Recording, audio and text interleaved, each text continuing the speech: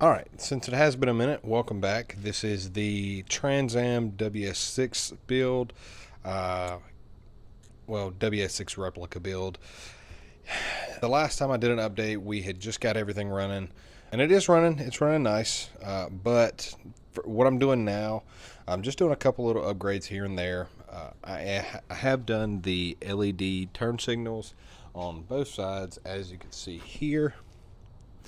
I also did the front marker lights. It's been really slow. I've had a lot of things going on currently, but did the LED side markers. Now, the next thing I do want to get done to the front end here, as you can see, is I want to go ahead and do the LED fog lights, which I have, and I'm also wanting to do the sleepy-eyed look for the headlights.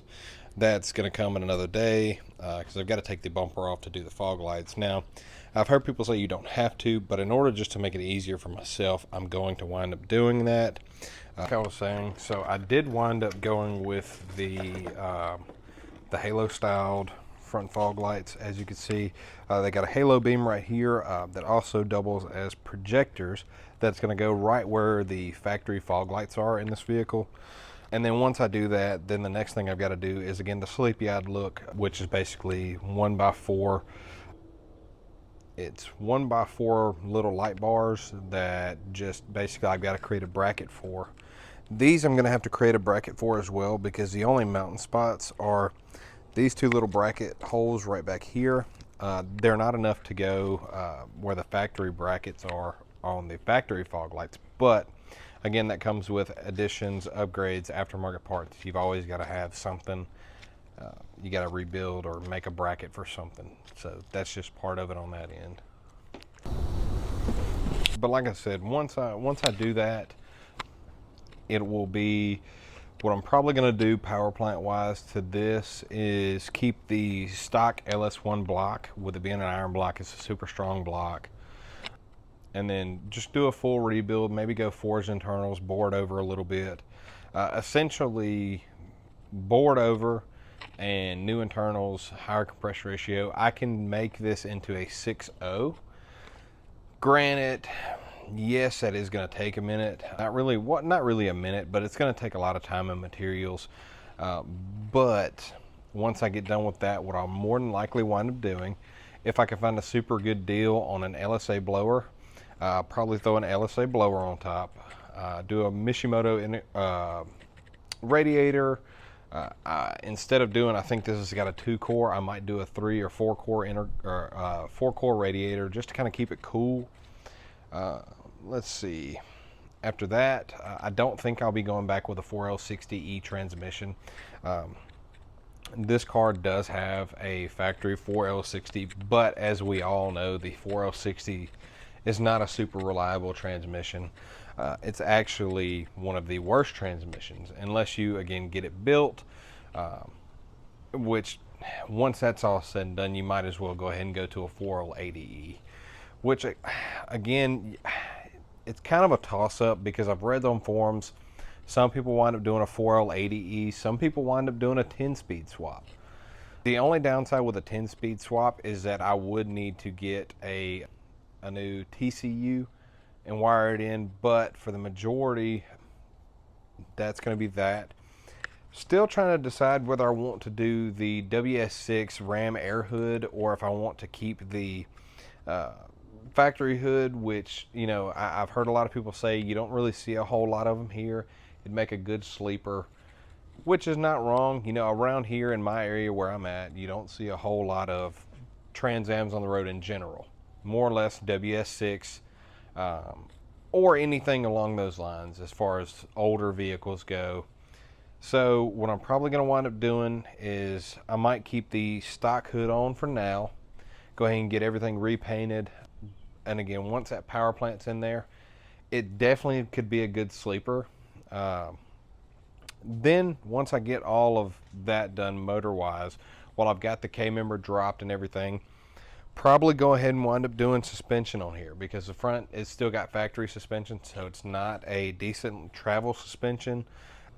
Again, it squeaks and everything when you drive. Majority of the noises you hear from the cockpit are suspension noises. Front and rear suspension has got to be done. Probably going to wind up doing BMR. BMR makes a full package for this vehicle. So go ahead and knock that out in once. I think it's shocks, tubular A-arms or control arms, sway bar links, polyurethane bushings to tighten everything up, tie rod ends, everything like that is going to wind up getting redone. And with me keeping the 5.7 block, because that's what this is a 5.7 LS1. With me keeping this 5.7 block, I'll be able to reuse all of my factory serpentine belt, accessory drive. That's what I was trying to say, accessory drive. Yeah, and then that's kind of wrapping up this front half right here. Give me just a second, we'll move into the interior and kind of show you, kind of play it out in my head what I think about doing and what I've got going on in my head. See if it kind of looks good on paper. If it doesn't, I'll reevaluate and go from there. But for the most part, this is kind of just all in my head. Now, moving on throughout the vehicle, I haven't really done a whole lot of stuff other than that. Mainly what I've done interior wise is I have gone ahead and replaced this mirror bracket, because in the last video, I don't know if you saw, but this was dangling down because the mirror actually broke off, or that mirror bracket did. So did that, and I've also, as you can see in the interior here, I've got the door skins off. Well, on that side I've got the door skin off. I've got to take this one off as well, but I also ordered new window motors for these, just because again the windows do not go up and down. So order new window motors with tracks and all that, so I've got to do that as soon as they come in, and that'll kind of clean up. Again, I'll be able to take the T-tops off, let the windows down, and cruise around. Now, before I do anything else, I'm probably going to wind up doing the tail lights slash reverse lights and third brake light, only because again these are old. As you can see, these do have a little condensation in them than the actual tail lights themselves. So I had to put a weep hole right here because the tail lights were maintaining and holding water, so kind of did that. Other than that, did get new tires on it just to kind of again smoothen the ride up a little bit. Next thing I'm probably going to wind up doing, so the next thing I'll probably do is go ahead and, when I get the time and material and everything like that, go ahead and drop the front K-member right here. Once I drop the front K-member, then I'll be able to get the motor and transmission out. Once I disattach it from the drive shaft and, well, disconnect the drive shaft from the transmission, I'm not really going to take the rear end out just yet. That is becoming a further thing, but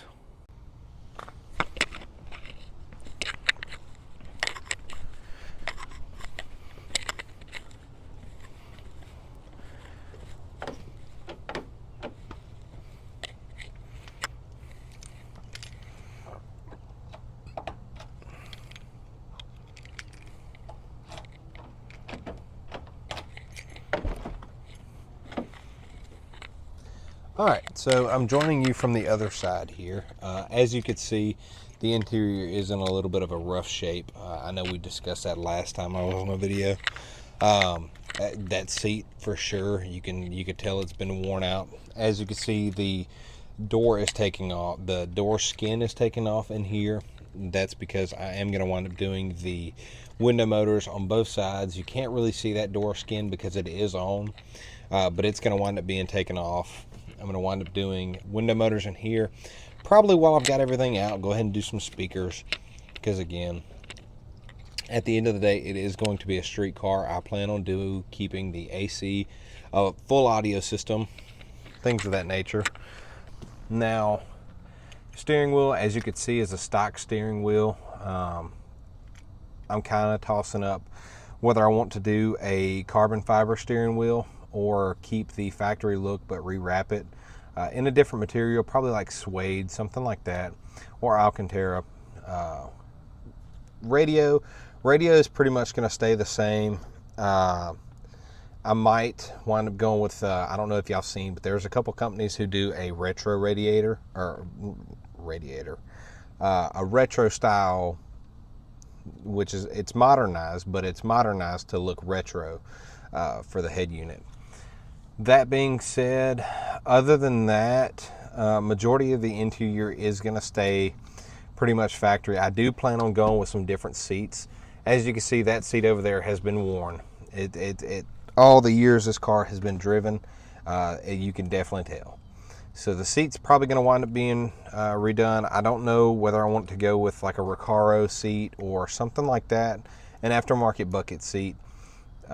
Rear seats, don't really know if I'm going to take those out yet, just to do kind of like a weight reduction. I might keep them in, I might take them out. Headliner, definitely getting redone. Plan on going with a black interior look altogether.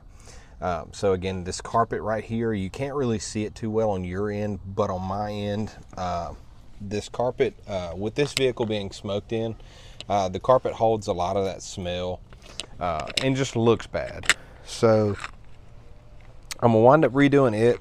I don't really care about the factory look of the interior.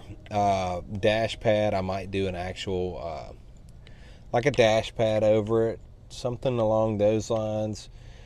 Center console, I might replace the shift knob itself, but for the majority, all of the plastic in here is still good. There, like I said, there's only a couple things that need to be done in here, but yeah, that's the interior, and I'll kind of, you know, pan around and show you the different things I'm talking about so you can see for yourself. But yeah, for the interior, majority of it's going to stay about the same. The biggest changes are going to be black. Carpet's going to be black, floor mats are going to be black, the seats are going to be black, the door skins, if I could find some black door skins, I'll just use those, or I might paint these. They have a good interior paint. They sell it at like O'Reilly's and things like that you can use, throw a little clear coat over them. And these back panels as well, which you can't necessarily see, but I will again show you all this here in a second when I come over there and grab you. And just, yeah, I'll show you what I'm talking about interior wise, and then we'll move to the back.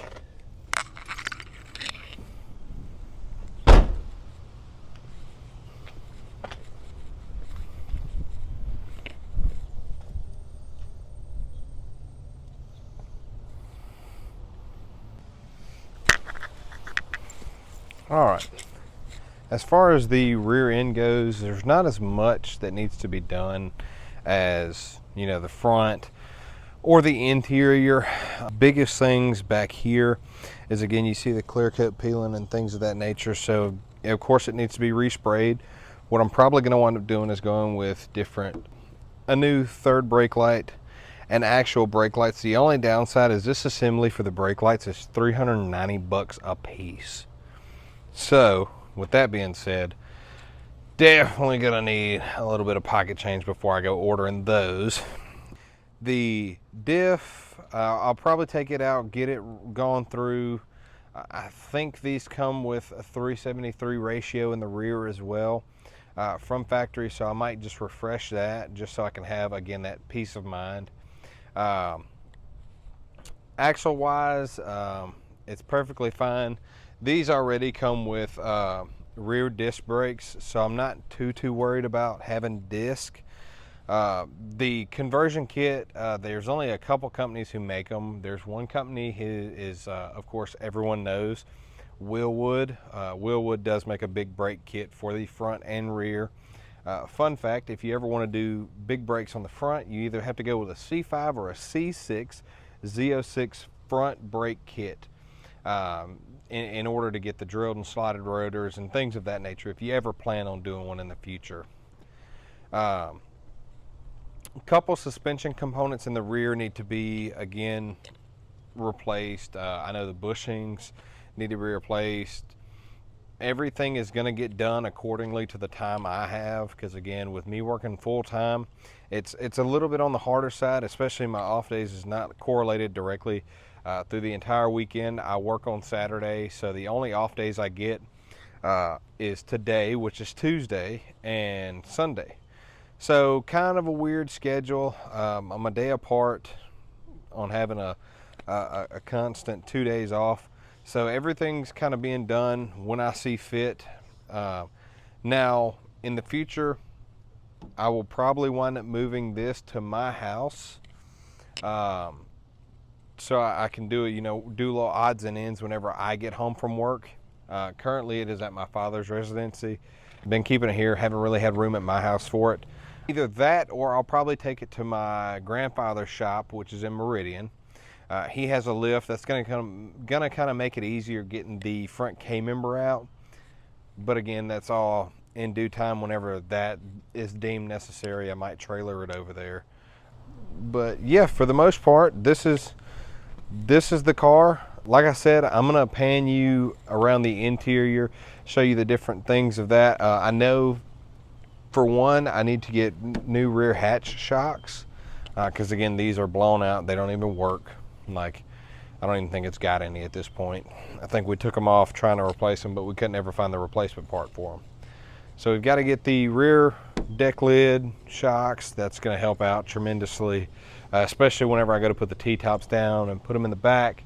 I'm not having to hold this up and put one in at a time, different things of that nature. So yeah, I will go ahead and run you through the interior real quick, and then we're going to do some outside panoramic, kind of cinematic shots of the vehicle outside. So yeah, we'll do that.